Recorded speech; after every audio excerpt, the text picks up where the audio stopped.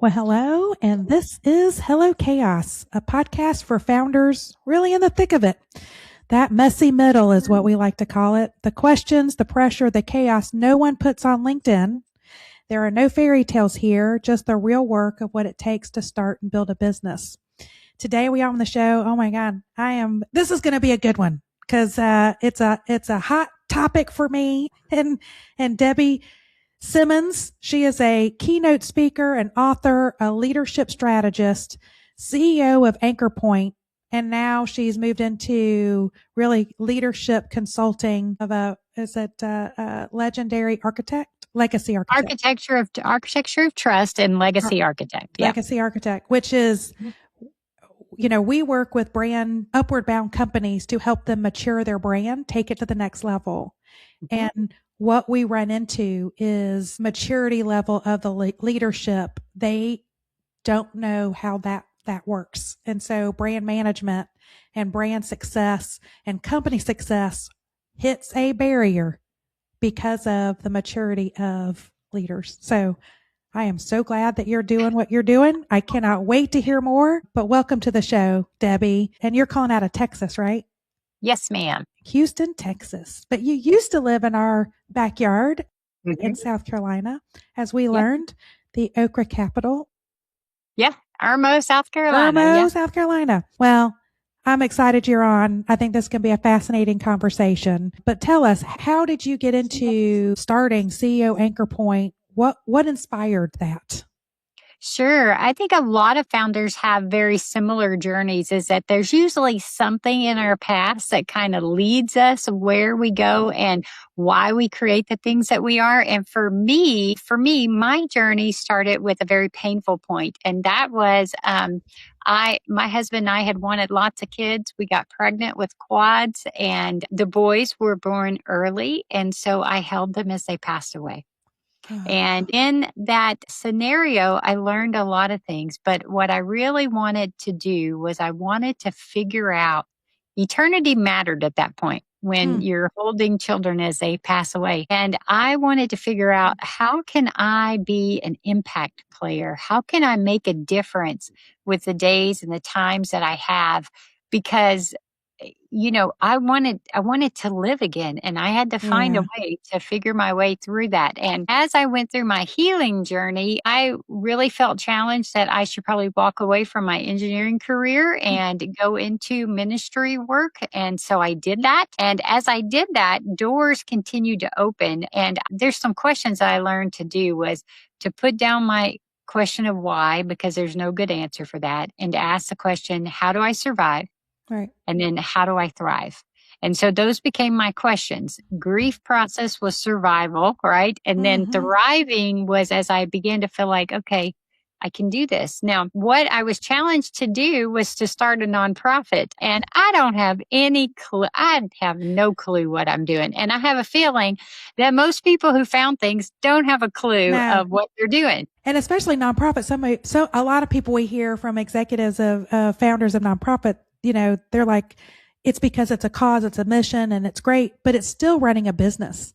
It just happens to be a different tax structure that you're under, but it's still, you've got to deal with all the same steps and framework and structure of running a business. Yeah. Well, I actually tell business owners, running a nonprofit is actually, in my mind, harder because I have to not only run a business, I have to convince the people that support the business, that give me the money to run it.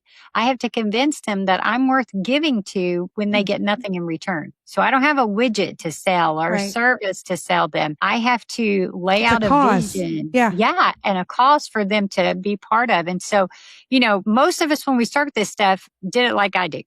I got started by carrying far more weight than was healthy and pretending it was fine, right?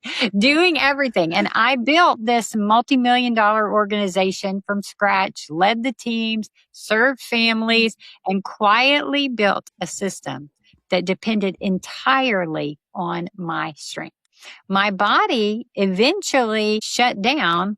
And it was like, okay, when that collapse happens, then that was the beginning of me learning that, I can't control everything with control or hustle or Right. urgency, which is what we do as founders. And it pushed me to really understand why high capacity leaders, which a lot of founders are, burn out, Yep. and how trust, stress, and structure shape every decision we make. And that That's became the architecture of trust work that we talk about, that yeah. we want to talk about more. And it's because, when we lead as individuals, as long as we can show up 100%, Mhm. it's great. Yeah. But when we can't, and it's not physically possible for us to do it all the time, Right. but when we can't, then the question becomes, what are we trusting?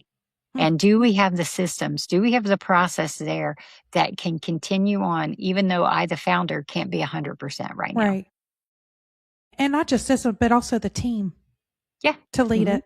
Yeah, that's such a key. Like we see that all the time. I mean, like I see it, I hear it from other founders. I see it in businesses that we work with. I think founders, we are the most, we become the most self-aware. It doesn't happen right away. It's usually when you hit a wall, right? Yeah. You hit either you hit the market, like everyone kind of comes out and I think most of the times we accelerate, pretty quickly. And then all of a sudden it's like either like we say new level, new devil, right? Either the market has now steadied, I've grown as much as I can. And then it's like, what happened? Where'd everything go? Or people management, like I got to hire people, you got to figure out how to scale, but it becomes like new level, new devil. But a lot of founders, we struggle with letting go. We struggle with delegation. And until you really either burn out or you're not seeing the sales, you're not seeing the company grow, it forces you to do a self reflection, right? Mhm. And go, what's happening? And so I can always tell founders who are at the beginning of their journey versus ones that are really in the messy middle and have been in the messy middle for maybe a decade. Sure. But the successful ones are ones that have leaped over because they've recognized the healing. How do I build trust? How do I let go? How do I create structure? And how do I mature my own leadership team and build my bench? Mhm. Yeah. Like it's, So like I said, we're very self-aware. Yeah. And I like to say, founders, we don't burn out because we're incapable. We Right. burn out because life got bigger, but our structure didn't. Yeah. Okay. So we can figure these things out and it's all diagnosable. And that's what's really cool if, one of your listeners is a newer person, Mm. is you can start working on this now. Right. You just have to stop and think. And when we're founding something starting out, you're hustling so much that you miss some of these indicators. And I go, look, I had to have a life altering injury and an immune system Mm-hmm. breakdown and 5 years of repair in my life. Learn from what I did. Right. Okay. It'll be much easier for you, Right. from that standpoint. Don't do it the way I did it. You Right. can do this and do it better. No, yeah. And it's funny how we always talk about like as a leader, you need to monitor your team to go, when things are great and all things like it's running. There's no friction. There's no adversity. People are great, but when they are put under any kind of adversity or pressure or any kind of friction is when people start revealing themselves. But also that's how you need to self-reflect in the mirror to go, it's time. You need to reveal yourself to yourself. Yeah. And so you need to look in that mirror. Yeah, but you interesting that you almost defined architecture of trust by verbatim, is that we all trust something. Yeah. Okay. And it always shows up under stress. Yeah. Under pressure. Okay.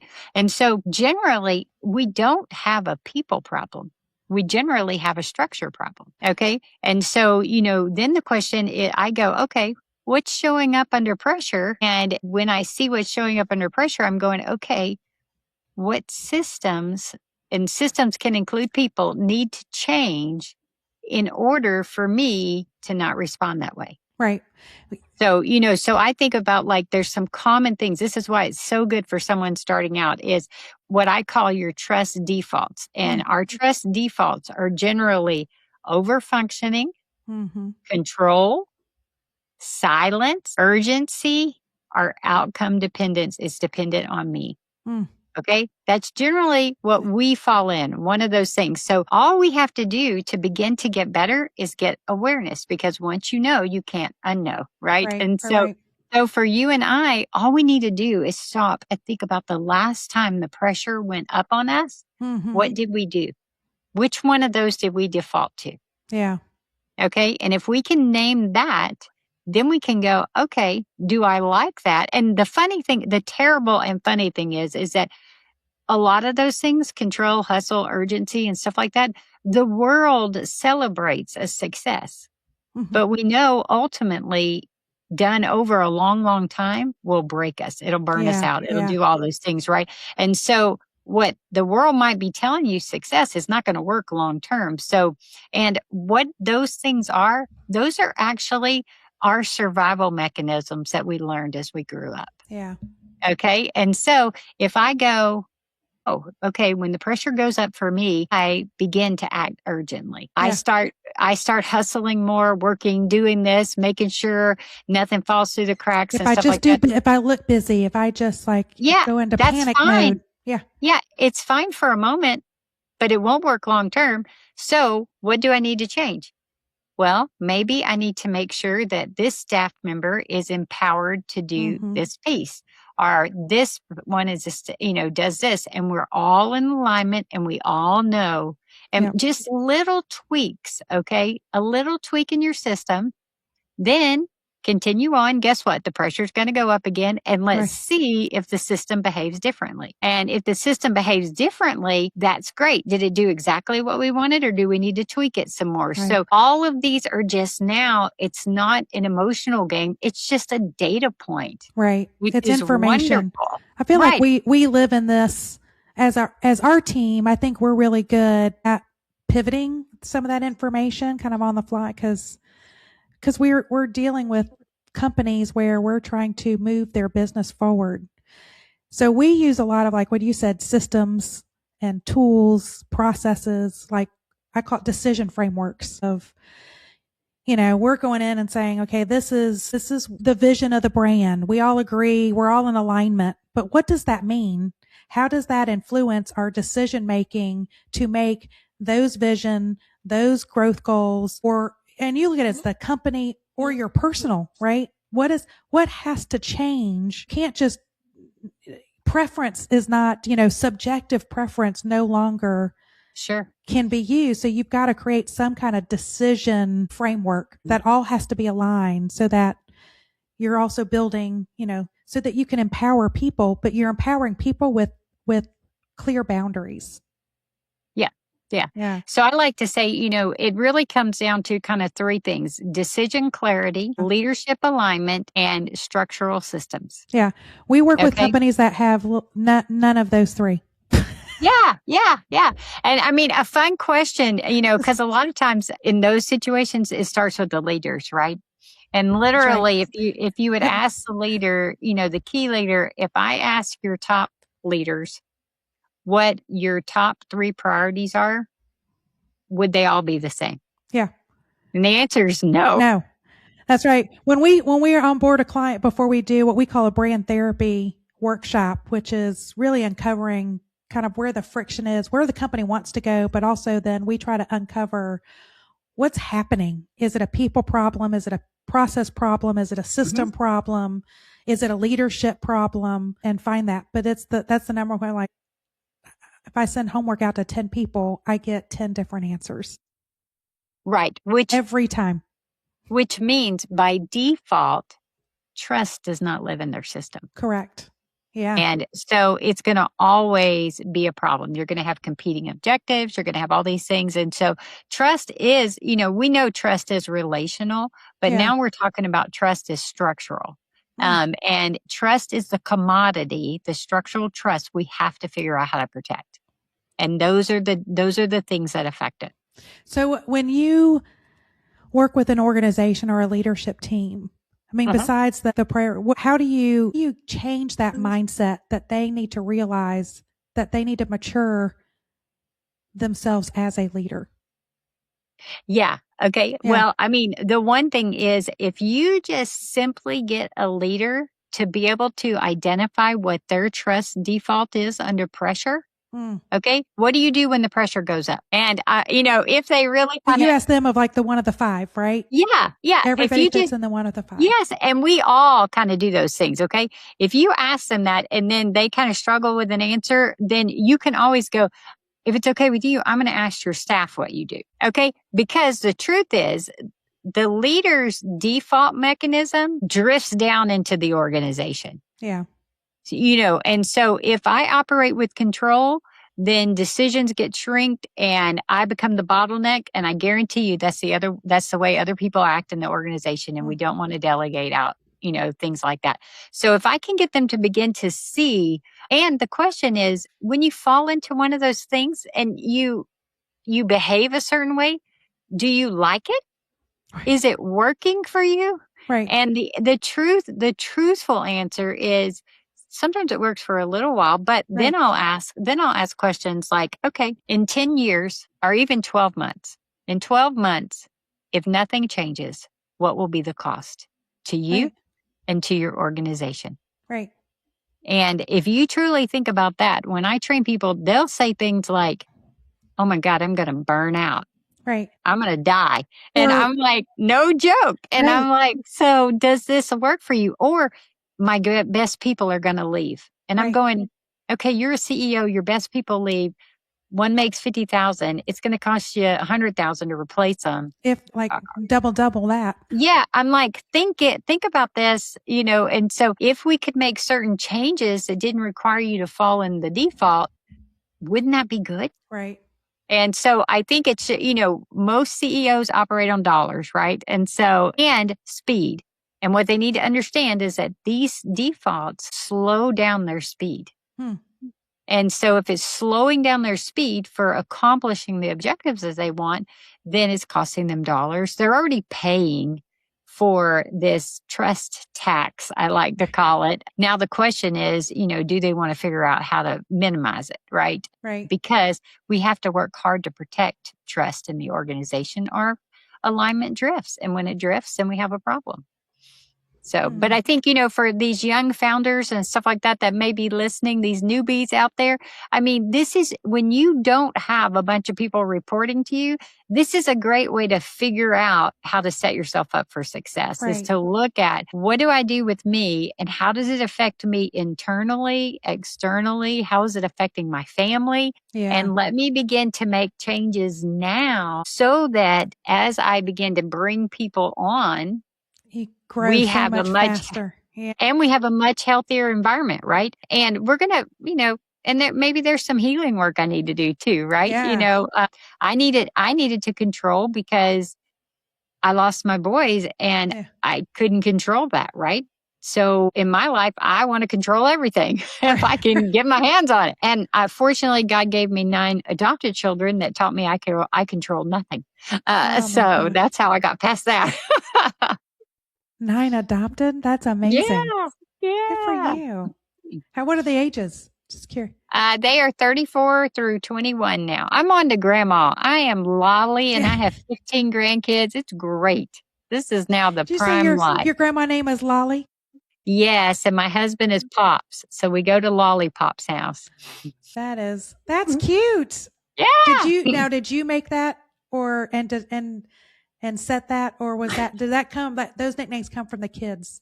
Well, actually, one of my children married a young lady who had a little girl, and she was 7. And so she and I sat down and came up with a plan for what my name would be while they were dating.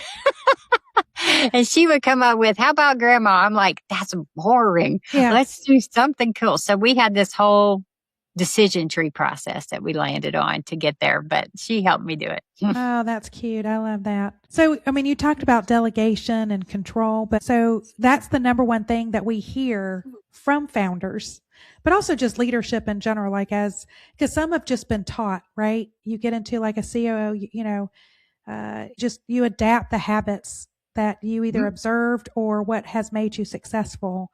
But really, most founders do struggle with letting go of control as they scale.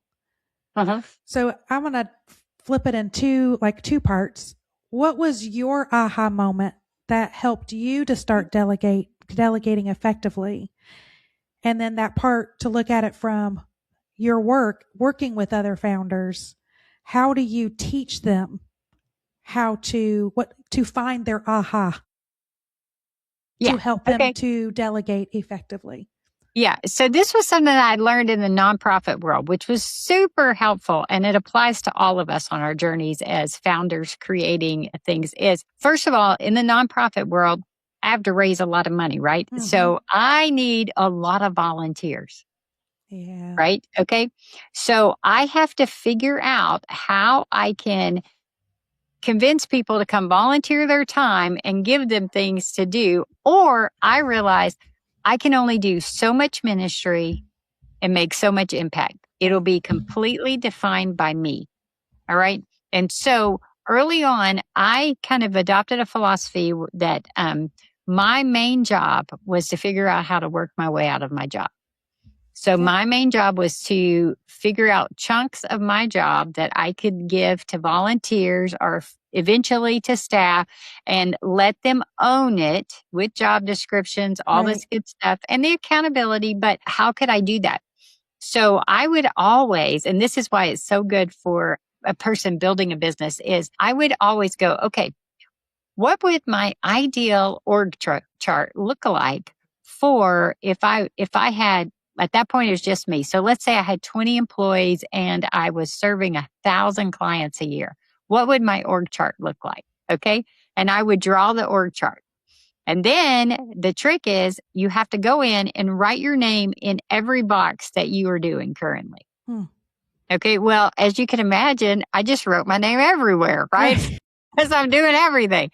And then I go, okay, that makes it very easy for me to see how I could begin to empower people. I go, I need someone to run the classes. Okay, here's what that job description is. So the goal is to get me off the chart. Okay, because here's the deal. We always worry about whether there is going to be something for us to do. So a lot of times we don't delegate because we're worried that we may not have as much impact or have things to do. But the truth of the matter is there is always more to do and there's always more to conquer and there's expansion and doing all these things. And you can't focus on that stuff if you're doing all this stuff. Right. And so it's a wonderful visual for a young person coming out or even a CEO that's got 100 people and they want to double their impact. What would that look like? We, in our nonprofit world, we just were able to secure a very large grant that will increase our impact with clients 2.5 times. Wow. Okay, that's pretty significant, right? And I'm like, okay, if you guys don't think different, then it's going to be a problem. And so with them, I always do the same thing. Draw out your stuff for your part of the organization, figure out what you're doing, figure out what other people can do, and figure out how to share the load so that you can be free to do other things. Because guess what? If you report to me, I'm going to be passing things down. Because I'm trying to figure out what else I can do, right? That's right. That is the most powerful thing. And it's really helping me understand that in order for me to get here, the things that got me here won't work. That's right. Okay. So if my defaults are control, urgency, all this stuff, it ain't going to work. I'm going to need structure to be able to go to the next level. And this is just giving you a picture of what it looks like and what it will take. And then you just keep that visual in front of you and know it's not a sign of failure to empower someone else. No. And yes, go ahead and name it. Will it take time? Will it take effort? Will it take all this stuff? Yes, it's going to be painful at first. Right. But if you're intentional and you kind of create the bound, because also it looks like you're servicing that person to go, this is the boundaries of, I've got guardrails here to make you successful, but I also have so that you feel fully empowered to do the role, but it takes time to communicate that. Yeah, and live it out. You And live got it to out. kind of work through the season. And I have a girl that started helping me do some stuff, and she's like, "Well, I'm hoping I'm getting it right." I'm like, "Sister, quit saying that. You're doing fine." I said, "You're learning. We're going to get a rhythm. We'll Right. find the rhythm." And I know that right now you should be asking me lots of questions because I need to make sure knowledge transfer has happened. Yeah. And then she's going to find her own, and she will out excel anything that I could have done in that particular thing, but I have to trust her with it. And I think the other thing that you mentioned, which is the interesting thing for us in a leadership perspective, is letting go. Mm-hmm. So I had the wonderful privilege years ago of working with Chuck Colson and Prison Fellowship and watching him transition out of this huge ministry that he had created and moving out of it into more of a governance role and then onto the board and doing the writing that he was doing. And I just remember that he had such forethought to think about what this transition plan might look like. Because what you and I have to understand as a founder, if we want this to last past us, What's the okay, and we want succession to, plan? yeah, what is the succession plan? Because most people that come after the founder do not make it. Mm-mm. Less than 2 years. Okay. And that is not what we want. And Right. so, right now at AnchorPoint, I'm not getting any younger. And so one day I need to not be the CEO, right? Right. And so I don't know whether that be 5 years, 10 years, whatever it is. But even now, we are going through the process of going, okay, what does it take to move Debbie to a governance level and get her hands out of everything? Now, the interesting thing is, I don't generally have trouble. I see the vision of it. So I don't have problems with that. And I don't have trouble going, okay, you handle payroll. And so someone takes over payroll. But then if it breaks down, what's happening is my vagus nerve can't handle it. And Right. so my body knows this ain't working right yet. Right. And so then my vigilant, oh my gosh, I got to go back over here and fix it. That becomes the problem, right? And so we've got to create a system that I can give something off. The level of accountability is there so that I can calm down and not be super vigilant. Right. And because as long as I'm super vigilant, we're wasting time. Right. And so we've got to get me calmed down with whatever feedback loops need to happen. And then I have to stop myself from going in and stepping in every time. Right. If I don't, then it will always default to me. I will always be the bottleneck, and I will not be able to make a transition plan that will be effective. Yeah. So I'm curious of what system or process that you implemented within AnchorPoint that changed how your business operates day to day. Well, I would definitely, so I would say I got out of the ministry, the client facing side a long time ago. Okay. That was actually pretty easy and to put teams and stuff like that in. Right. It is the biggest challenges that we have now is literally making sure that I'm not in any day-to-day operation stuff. Okay. Right. And so I have brought in a part-time COO to lead that team. And we've put me over here. Okay. Yeah.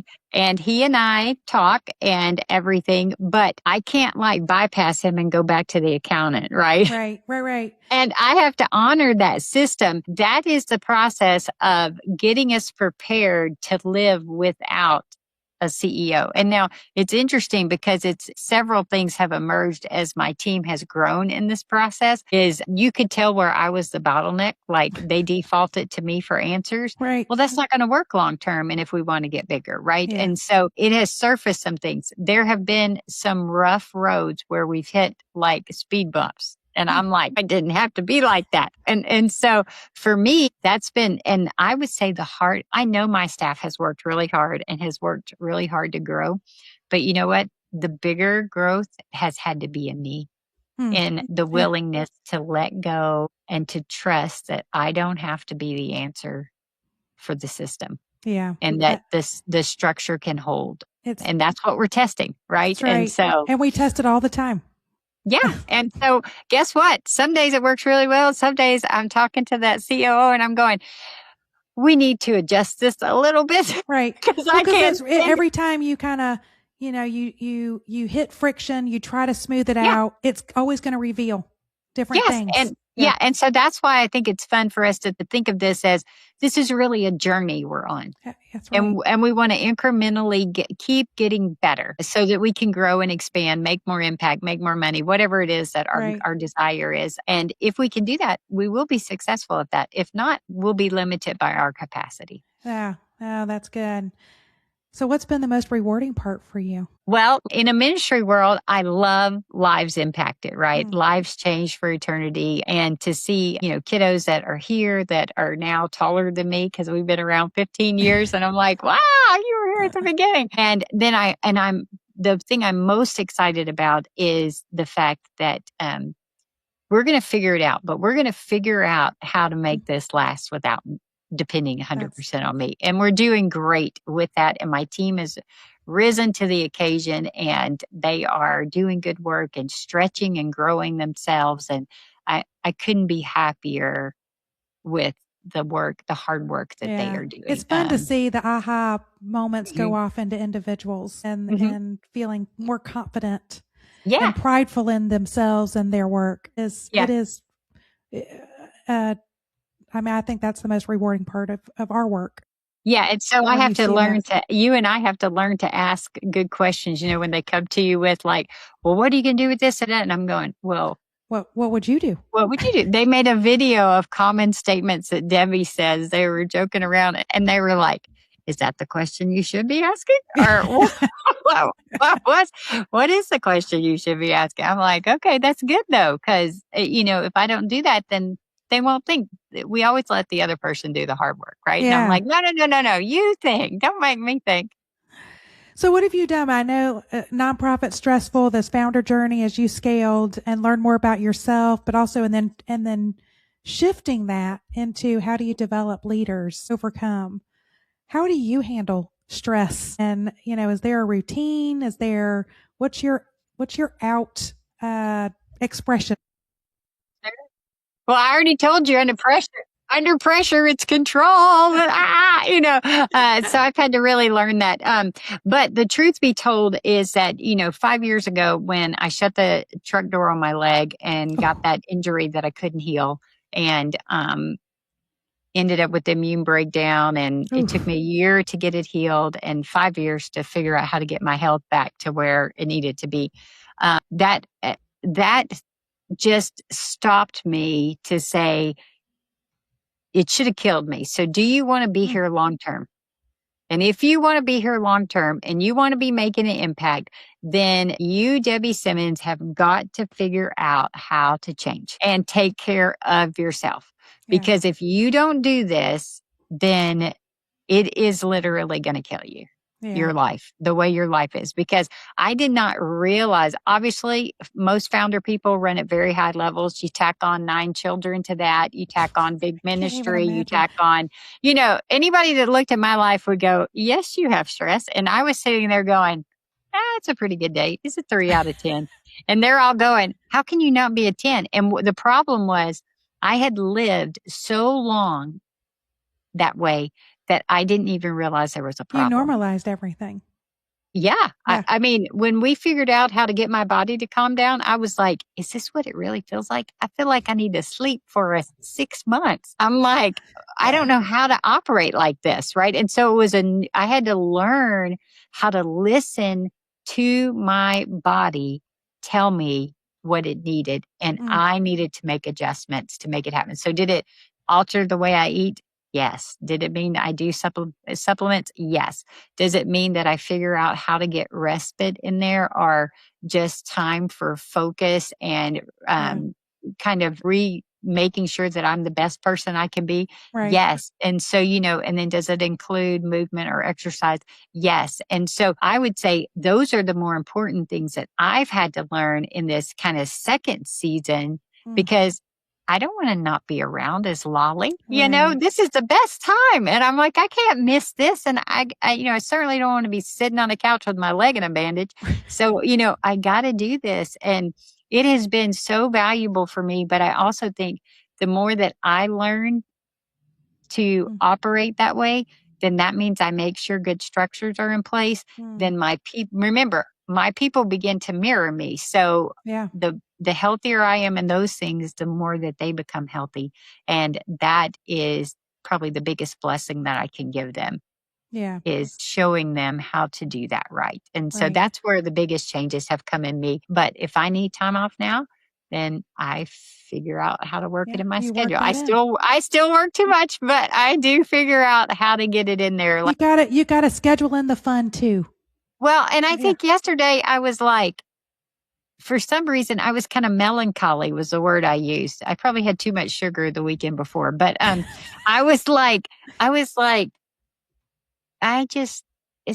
not feeling it. So I just took a day of not feeling it and then got up today and was much better. But, it was realizing that something was off and I needed to maybe just go exercise and get outside and change my thinking, and being really in tune with our energy levels and to not ignore it. Like, your body is I always say, like, our body tells us, like, if you're in the wrong circles of the energy levels of whether are people around you draining you, like the analogy of like the rotten fruit, like, are they, or are they uplifting and they're energizing you, or activities? Is it the same way? Like, yes. And we all have to have hard things, Nobody likes financials except for financial people. I like that they should match in the end. Yeah. But it's like, there's people that we all have our what we love to do, what we hate to do. And in every job, there's always, you got to eat your peas and carrots no matter what you do. Like, not everybody is just eating ice cream and having whatever, hamburgers and milkshakes, enjoying life, but you need to pay attention to what moves you, what drains you, and schedule that to go, if Mondays are kind of already a drain day and you just go, I'm going to do my financials. I'm going to do like the hard things, but I'm not going to take any client facing. I'm not going to go into these meetings, because I don't want to put on my best self, that I'm not going to present my best self. And then I'm only going to work maybe 6 hours that day and prioritize a workout or a walk or something, because I need to pick me up so that the next day you're coming in. So kind of prioritizing your and controlling your schedule around what, like you said, you have a lot more control on your day and your energy than you think. Yeah. Really what I find is we've got to be really intentional. And, a lot of us like to throw around discipline as a bad word. Yeah. But that's a great word. Disciplined to do the right things. Like I know for a fact, if I don't do my energy drink and this drink and everything the night before, I am going to struggle in the morning getting up. I just know it. And I know it getting in the bed. And I'm like, I just don't want to do it. And, but I know that it's going to put me behind 45 minutes in the morning trying to get myself up and going. And I'm going, I need to pay that 5-minute cost the night before and be committed to doing that, because it makes the whole difference for the day. And it's funny how it's little things that really it is the tiniest little habits. No, I mean, one of the habits that I started, I think a few years ago, was just answering 3 questions. And I'm not a big journaler. Like, I love to write, but I write for, content like education stuff around marketing and branding and, and more like fun, but like to journal, like, let me talk about my feelings. Like, I'm not going to do that. But I write 3 questions every night before I go to bed, the answers to, and it's, what brought me joy today? What is still in my heart or my mind that's giving me angst? Is it fear? Is it because I'm mad at myself because I blew a meeting? And then the third is, then what am I most looking forward to tomorrow? And it's just interesting, when I started that, the things that were causing me angst are just like not even angsty anymore, and the joy things have gotten bigger. The things I look forward to have gotten bigger, to kind of watch but it was just finding just to answer those 3 questions every night. and it's a Mhm. discipline. And I notice when if I skip a couple of days, because sometimes that happens, I note I'm more angsty. Yeah. Yeah. Like, yeah, I can feel it when I've missed Mhm. it. Mhm. So if you had to sum up your journey of being a founder, what word do you use? The word that I would use to describe that would be thrive, because that's always been the word is how do I thrive? How do I Yeah, thrive? How do I it's a do good this? one. Yeah. It's a new one. We've Good. asked hundreds. Good. Everyone talks like same red, like I said, the same themes of our struggles Yeah. and stuff, but we get different words all the time, and I love it. And Good. that's a new one. All right. So looking ahead, if you had to write the next chapter in your journey, what word do you want to define and describe that chapter? It's interesting. This is my word of the year is the one that I would use, and it is the word fly. And it's funny Ooh. because I wanted the word soar and I got fly. But when you think for me, when you think about the caterpillar becoming a butterfly Yeah. and the fact that if someone intervenes for them, then it will cripple them. And so learning to fly, when I think about our organization, Yeah. them flying on their own, me flying on my own, everybody successfully launching and taking everything to this next level is what I'm, excited about. So fly is the word. I love And it. I always like to say we were born to fly. That's And right. so, yeah. Well, it is, 2026, the year of the horse. So it is all about action and movement forward, and, it's giddy up so you can fly towards that. There you go. Okay, I got it. I got it. And if we met a year from now, next summer, what would we be celebrating? What win? What big success would we be celebrating? I think there would be two things. The first one would be that my leadership team has successfully grown into their new roles, because that we're working really hard on that. And then I think the second thing would be on some of the organizational management and things like that. This category, architecture of trust, is Mm. now mainstream, and we have documented it all. And I've put out a book and done all the things for it to be a well known organizational management kind of philosophy. We're going to manifest that. Yeah, We're going to put it out I, there. Let's do I it. keep thinking about it. There you go. I've already started the book, so it's good. It's And good. it's You'll going to do be it. good. Yeah. Yeah. And then, kind of in both mindsets of as a founder, what's advice that you were told by, somebody else, that really stuck with you and you really took it to heart and it's a part of your kind of mantra?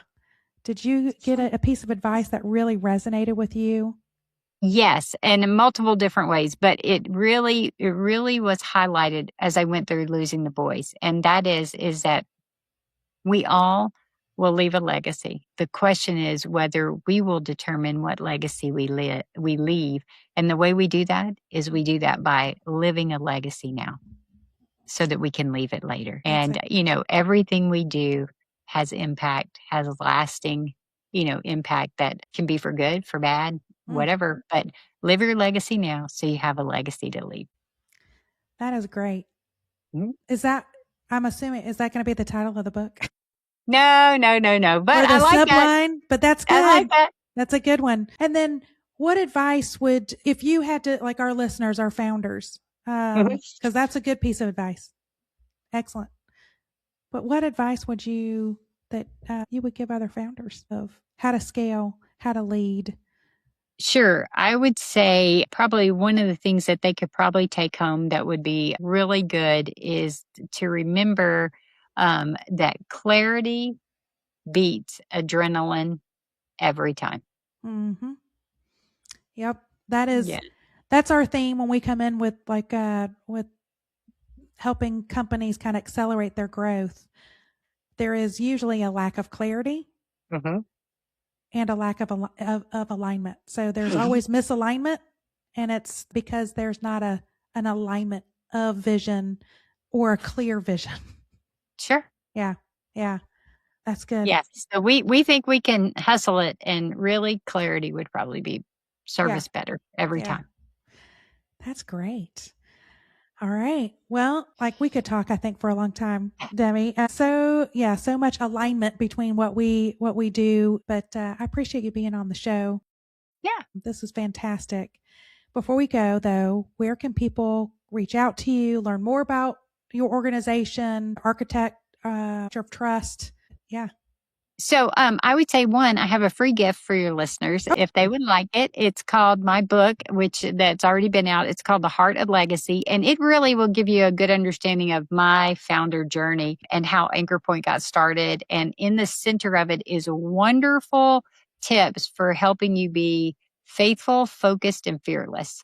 And so it's a wonderful book for people who are definitely in the beginning stages and maybe even mid stage. Any stage, I think. Any stage, but that's free. So you can get that at theheartoflegacy.com and we'll mail it to you. And it's a blessing to help people figure out, what their next best steps are in being successful as a founder, as an entrepreneur, that type of thing. Well, I'll definitely order. There. I'm gonna definitely purchase that for our team. It's grab great. it for our team and hand it maybe to a few clients as well. Yeah, so that's out there. And then the new website that we have coming out is the architectureoftrust.com. Okay. That will be rolling out, and it will have all the details on that along with my connections and speaking and different things like that. So that's what they can check out. All right. So architectureoftrust.com. We'll tag it, put it out there. This was fantastic. And thank you for the gift to our listeners. Go grab them. Go grab that book because it's focus, faithful and fearless. But really faithful, focus, fearless is that. That's fantastic. I appreciate it, Debbie. Thank you so much. You're welcome. And that's a wrap on today's chaos. But the work does not stop here. If this episode felt familiar and just resonated with you, you're not alone because we resonate a lot with founders. So subscribe, share, and leave us that 5-star review. It really does help more founders find their way through all the junk and the noise that's out there.